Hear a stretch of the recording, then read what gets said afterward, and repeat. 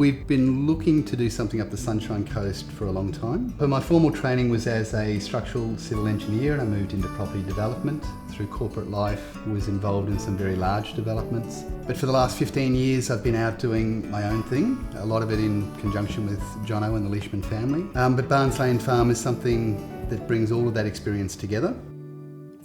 We came for a road trip up to the Sunshine Coast and he was brainstorming ideas, and we just had a really great sense that this would be a wonderful thing to do for the Sunshine Coast and for us as well. So it seemed like a great location. Sunshine Coast didn't really seem to have anything like it, and our dream has always been to relocate to the Sunshine Coast. It just all fell into place.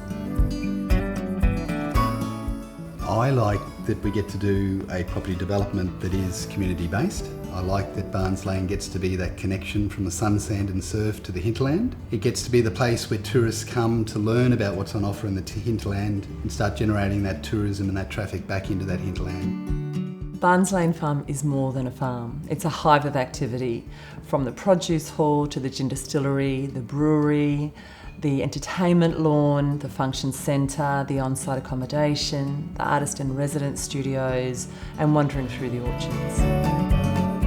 The produce hall is called a Barnes Lane. It has 40 to 50 small concession stands in it, and that's the platform where the hinterland producers get to come and connect to their community, get to connect to the visitors through the Sunshine Coast. But it's not just the small concession stands, it's supported by a number of permanent stalls, being the gelati, the florist, the seafood, butcher, deli and providor. The produce hall will operate 7 days a week, so every time someone comes to Barnes Lane they can be assured that it'll be open, they can get their produce. But for those hinterland producers, it's an easy path to market. So they're short-term licences, they're 1, 3, 6 month licences. So when they're in season, they've got that easy access to market and they don't need to make a larger commitment to a more permanent retail stand. We've designed the produce hall to be an easy way for farmers, producers that maybe don't have the logistics or the setup behind them to easily set up, easily interact with their customers, sell at retail rates, but also they're going to be able to on-sell other products and promote who they are, where they're from, what other offerings they have if they do farm stays or if they do educational tours through their farm. This is the Falls Farm, and we're a regenerative organic farm based in the hinterland of the Sunshine Coast. We're seasonal market garden, so there's about, at any one time, 80 items on the produce list, everything from edible flowers through to root crops through to your brassicas. Farming, for the most part, it's a big labour of love. Like at this type of scale, you have to be doing it like for more than the commercial returns, and a lot of the time that is a purpose, an underpinning purpose that usually stems from that farmer wanting to produce that food for their community. And I think that from a farmer's perspective, there's something deep in our sort of willingness to want to have that connection for ourselves and also share that with our community.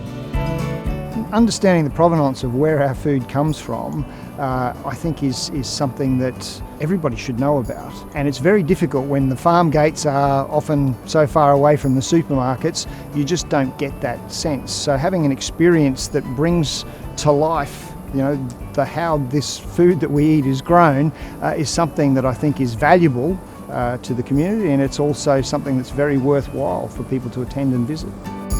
The ethos of Coolum, I guess, is simply be, and we want people to come to Coolum and to enjoy not only the unique landscapes that we have, but also the laid-back experiences. Having a destination tourism attraction in Coolum, I think, will help to drive visitation, and at the end of the day, in a tourism town, having that kind of visitation and having Coolum put on the map by a new type of experience in this region, I think will be fantastic for the Coolum area.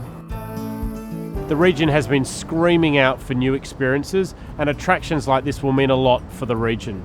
It'll give us something new to sell, and we know that our consumers are really hungry and thirsty for new attractions, particularly those around agritourism.